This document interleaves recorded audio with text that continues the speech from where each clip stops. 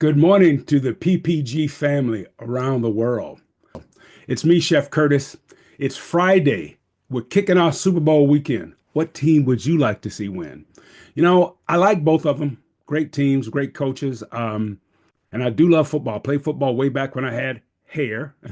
However, today I'm going to talk to you about buying fresh foods. You're going to see lots of tips on all the TV shows about how to do your Super Bowl party or whatever you want to call it, right? The big game party. I think we're not supposed to say Super Bowl because we're not paying for the ad, right? I don't know, but it is the Super Bowl, so let's use that term. I'm going to talk to you about buying fresh foods. Five tips to buying fresh foods, and they can be used for all foods: meat, fish, poultry. If it's fresh, these five tips work. Now, I've written books about buying fresh produce mostly.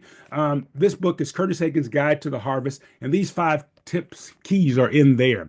The original rendition of this book was called Curtis Aikens, The Green Grocer's Guide to the Harvest. However, a dear friend of mine, one of my mentors, Joe Carcioni, was TV's original green grocer, and his family said, "Hey, Curtis, don't use that now." I said, "No problem, Joe. I love him. He taught me so much over the years, and I'll share that with you in our visit on February 20th.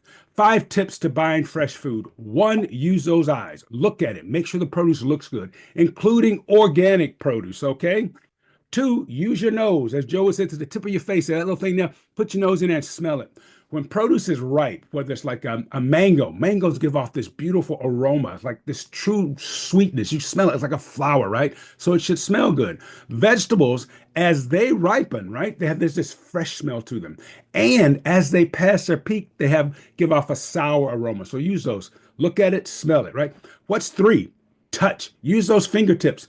When cantaloupes, when melons are ripe, there's a little give at the end of the blossom end of it, right? So what I tell folks is to make a fist, right? Is to have the thumb sticking up, then press that about as much give in the tip of your thumb. That's when a melon is at its ripest. Ooh, also works for peaches as well. Don't over squeeze those peaches though. That's what, one, two, three. Look at it, smell it, feel it. Ooh, four. Buy what's in season. Fresh produce. When you walk in the grocery store, if you're buying the grocery store or the farmer's market, just take a look around and see what's most abundant. Most time that is what's in season. That's what you want to create your menus around, those fresh produce items. Right now, it's February here in California. So what's coming out of the ground? Leafy vegetables, cabbage, carrot.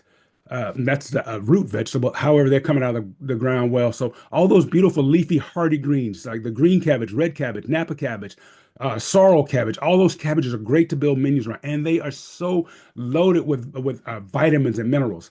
And then there's a fifth tip, and this is what I think is the most important one: is get to know your purveyor. Right? What does that mean?